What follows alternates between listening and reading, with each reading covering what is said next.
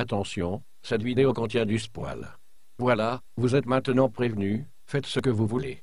Bisous. Bonjour à tous et bienvenue pour une nouvelle vidéo. Comme la saison de printemps 2017 se termine, j'ai décidé de revenir sur quelques animés. Et aujourd'hui ça va être Busho Shoujo Machiavélisme. Alors, qu'est-ce que j'en ai pensé au final? Eh bien, dans l'ensemble, c'était pas mal. J'ai finalement attendu la fin de la saison pour tout regarder d'un coup, et à chaque fin d'épisode, j'avais envie de regarder la suite, donc c'est un bon point positif. Malgré quelques moments plus calmes, le reste était dynamique et le fil rouge de l'animé suivait son chemin. Donc on a bien Nomura qui décide d'affronter les 5 filles à la tête de l'établissement, afin d'obtenir leur droit de sortir librement. Par contre, petit point où je m'étais trompé, c'est qu'elles ne travaillent pas vraiment ensemble. Elles ont toutes un point de vue différent sur la façon de recadrer un délinquant, et elles n'hésiteront pas à être en rivalité pour mener à bien leur mission. Du coup, c'est un avantage pour Nomura qui aura régulièrement de l'aide de ses adversaires. Et là, j'ai envie de mettre un petit point noir. Avant de l'arrivée de Nomura, si on exclut l'impératrice qui est un autre personnage sur qui je vais revenir un peu plus tard, les 5 filles arrivaient à faire régner l'ordre et l'établissement se portait très bien. Du coup, il est normal que dans cette histoire, Nomura bouscule un peu les choses, ce qui complique les situations des 5 filles. Mais grâce à de la bonne volonté et quelques belles paroles,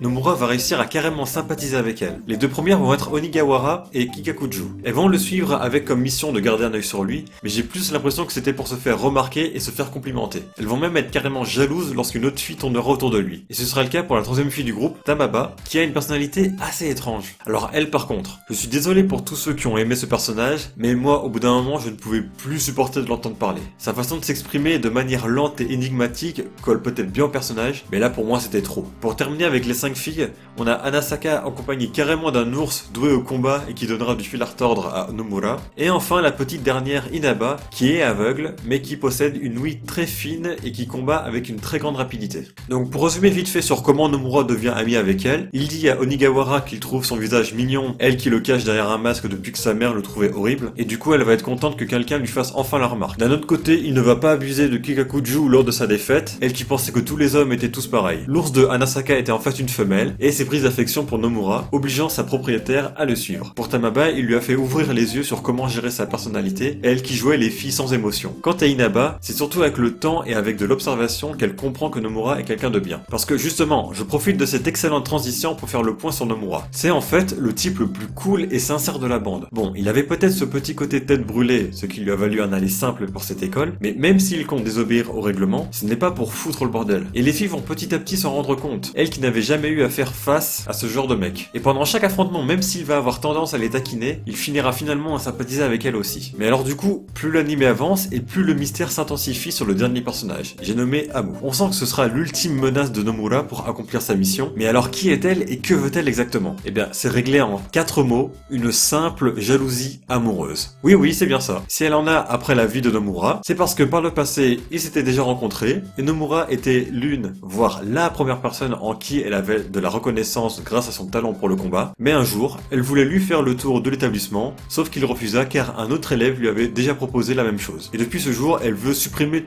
tous ceux qui se rapprochent de lui. Mais c'est fort quand même. On te met une sorte de hype sur Amu qui a l'air particulièrement puissante, que les retrouvailles avec Nomura risquent d'être tendues. En plus, la fin de l'anime rentre subitement dans un côté un peu plus sombre et grave, alors que depuis le début, on a plutôt un truc énergétique et coloré, avec en plus Amu qui n'a pas la main morte sur les blessures qu'elle inflige sur ses adversaires, et tout ça parce que Nomura lui a mis un vent il y a des années. Mais même pas un vent du genre non merci je veux pas de toi, c'est juste que Nomura a refusé poliment car quelqu'un allait déjà s'occuper de lui montrer l'école. Heureusement pendant leur ultime combat, elle va enfin comprendre que Nomura est comme ça avec tout le monde, il garde sa propre personnalité et ses principes et rien ne lui fera changer d'avis, tel est son point de vue de liberté. Et cette saison se termine sur le départ de Amu à l'aéroport, d'un faux suspense sur le renvoi de Nomura, mais en fait non, et hop, happy ending avec ses nouvelles amies. Non, en fait il y a encore un petit détail. On voit à la fin la directrice appeler une jeune fille totalement inconnue, mais qui a les mêmes yeux qu'Inaba, sûrement un lien de parenté. Peut-être un petit teasing d'une saison 2, qui sait. Donc pour finir, j'ai trouvé cet animé plutôt sympa et qui se laisse regarder, une bonne dose d'action et d'humour, saupoudré d'un petit peu d'ecchi parfois dispensable. Des personnages, hormis quelques-uns, attachants et avec un coup de cœur pour Nomura qui a vraiment une personnalité de type cool qui se prend pas la tête, mais qui respecte tout de même son entourage. Alors, je suis pas vraiment du genre à mettre une note, mais si je devais le faire, je lui mettrais un bon petit 7,5 sur 10. C'est pas l'animé de la saison, mais il fait le taf. Donc voilà, j'espère que cette review finale vous aura plu.